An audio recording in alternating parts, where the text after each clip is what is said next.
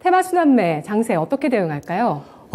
테마 순환매 지금 가장 어떻게 보면 시장에서 뜨거운 테마라고 말씀드린다면 코로나 관련 테마라고 말씀을 드리고 싶어요. 어제도 약간 얘기했지만 거리두기에 대해서 지금 정부는 그렇게 크게 관심이 없다라고 저는 생각이 들고 있고 그거에 따라서 오늘 약간 교육 관련주들이 올랐는데 이렇게 왜 올랐냐, 거리두기는 안 하겠지만 교육이나 이런 부분은 자체적으로 했으면 좋겠다라고 그렇게 나왔습니다. 왜냐하면 거리두기를 못하는 이유가 거리두기나 이런 거에 관련해가지고 되게 부정적으로 지속적으로 얘기를 해야 하는데 그거를 말을 바꾸기가 되게 힘들다라고 저는 생각이 들기 때문에 거리두기 관련주나 이런 부분은 약간 생각 안 하셔도 된다라고 말씀을 해드리고 싶고 어제 같은 경우에는 음압병실이 약간 올랐어요. 병동 확대나 이런 부분이 돼가지고 그래서 가장 유심히 보는 종목은 GH 신소재라는 종목인데 이 종목 같은 경우도 시총이 되게 낮습니다. 그래서 약간 변동성이나 이런 부분이 크다라고 말씀을 드리고 싶고 원격 교육 같은 경우도 메가MD나 뭐 YBMnet 뭐 이런 부분이 있지만 바닥권에서 어떻게 보면은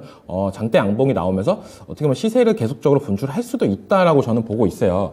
왜냐하면 음압병실 관련주들은 약간 어제 상승세가 다 끝났다라고 느끼는데 메가MD 같은 경우는 오전장에 상한가를 안착하고 나머지 종목들 같은 경우도 지금 20%대, 10%대 상승세가 나오는 걸 봤을 때 어느 정도 내일까지도 메가MD가 상승세가 나온다라면 동반 상승세가 나올 수 있다라고 말씀을 해드리고 싶고 그 다음으로 뭐 원격진로 관련해가지고 인성정보가 있는데 이 종목도 시총이 되게 낮습니다. 근데 차트상 뭐 봤을 때는 뭐 매력적인 자리다라고도 말씀을 해드리고 싶어요. 어느 정도 매물대 구간까지 왔고 이 매물대를 돌파한다면 어느 정도 상승세는 더 나올 수 있다라고 저는 말씀을 해드리고 싶고 재택근무 관련해가지고 알서포트가 가장 대장으로 치고 나가는데 알서포트는 어떻게 보면 일본 쪽이랑 그런 부분에서 되게 강하다라고 말씀드리고 싶어요. 일본 확진자나 그런 부분이 가장 증가될 때 알서포트가 수혜를 가장 많이 받을 거다라고 말씀을 드리고 싶고 그 다음으로 뭐 요즘에 게임주들이 바닥권에서 올라가주는 모습대가 되게 크다라고 말씀을 드리고 싶어요.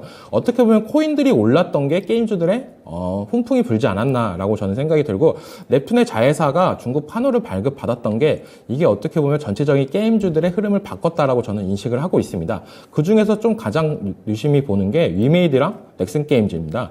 위메이드 같은 경우는 항상 뭐 코인이 약간 상승이나 이런 추세가 나왔을 때 가장 시세를 많이 분출하는 종목 중에 하나고요. 그 넥슨게임즈 같은 경우는 지금 게임주 중에 어떻게 보면 추세가 가장 살아있다라고 생각하는 종목이기 때문에 이건 좀 이따 강한 녀석들 종목 시간에도 갖고 왔습니다.